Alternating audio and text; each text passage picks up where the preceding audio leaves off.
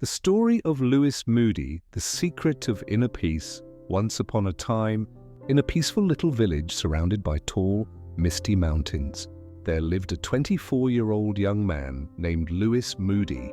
From the outside, Lewis seemed like any other villager, strong, hardworking, and polite.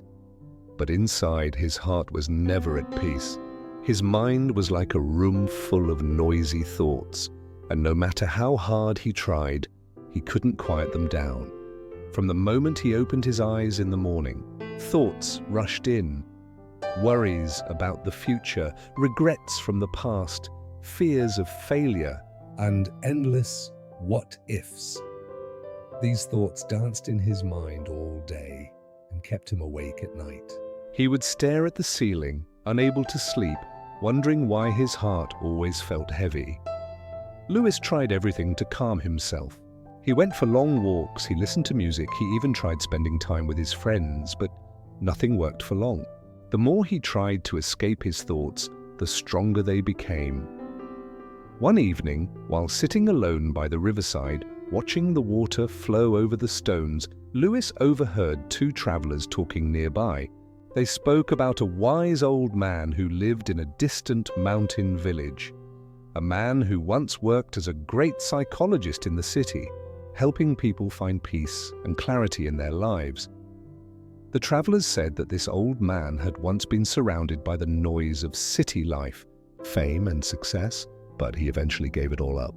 He moved to the quiet hills close to nature, where he lived a simple life, helping anyone who came to him in search of peace.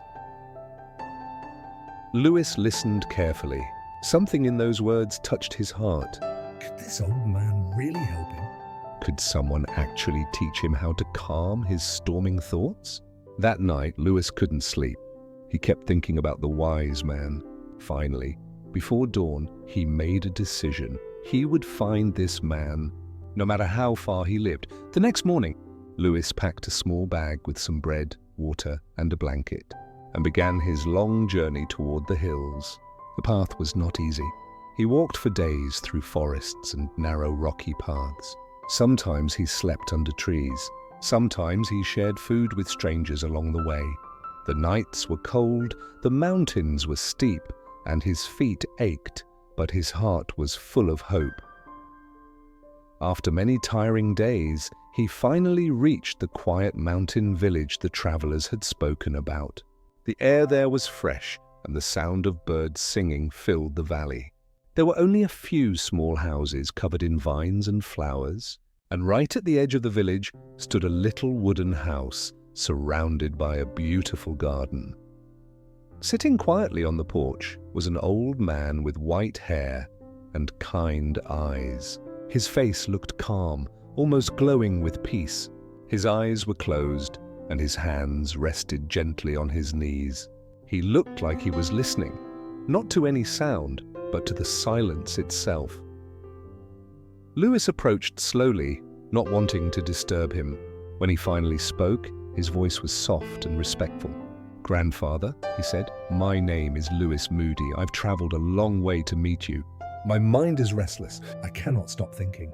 My heart feels heavy all the time. Please, can you help me find peace?" The old man slowly opened his eyes and looked at Lewis with a warm smile. His voice was calm and gentle. "So you are looking for peace, young man?" he said. "Then come with me. I will give you a small task." He stood up and walked toward his little garden. On a wooden table lay a clear glass. The old man filled it carefully with water, so full that not even a single drop could be added without spilling. He handed the glass to Lewis and said, "Now take this glass and walk from here to the edge of the village, then come back to me. But remember, not even one drop of water should spill. If it spills, you must start again." Lewis looked surprised. "That's it?" he asked. "Just walk with this glass?" The old man nodded gently. "Yes, but with complete focus. Try it, and you will understand." Lewis took the glass carefully, holding it with both hands. The water shone in the sunlight right to the brim. He took his first step slowly, afraid the water might spill. The road through the village was narrow and full of life. Children were laughing and running, Women were talking by the well. Shopkeepers were calling out to sell fruits and vegetables. Dogs barked, roosters crowed, and the wind carried the smell of freshly baked bread. But Lewis saw none of it. His eyes were fixed on the glass of water in his hands. Every step he took, he made sure not a single drop would fall. He walked carefully, breathing slowly, feeling the ground under his feet, and staying fully aware of every movement. People in the village looked at him with curiosity. Some smiled, others whispered, but no one disturbed him. They knew he was being tested by the old wise man. After what felt like hours, Lewis finally returned to the porch. He held up the glass proudly and said, "Grandfather, I did it." "I didn't spill even a single drop." The old man smiled. "That's wonderful, Lewis, but tell me, as you walked through the village, did you see the children playing? Did you hear the dogs barking or smell the fresh bread baking?" Lewis looked confused. "No. I didn't notice any of that." I was too focused on keeping the water from spilling." The old man nodded slowly and said, "That, my son, is the secret. When you focused only on the glass, your mind was quiet. You were not thinking about your past. You were not worried about your future. You were simply here, in this very moment." That is peace." Lewis stood silent, thinking about the old man's words. For the first time, he realized how his thoughts had been controlling him. His mind had been either living in yesterday or running toward tomorrow. Never here, never now. The old man continued softly, "You see, peace is not something you find outside. It's not hidden in mountains or temples. It's already inside you, but you can only feel it when your mind stays still, when it stays in the present moment."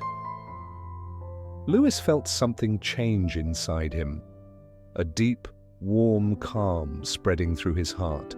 The noise in his mind began to fade. For the first time in years, he felt quiet.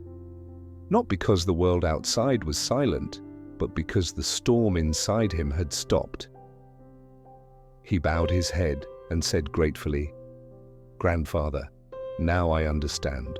Peace is not about running away from life. It's about living fully in each moment." The old man smiled. Yes, Lewis, the mind is like a wild horse. The more you chase it, the faster it runs.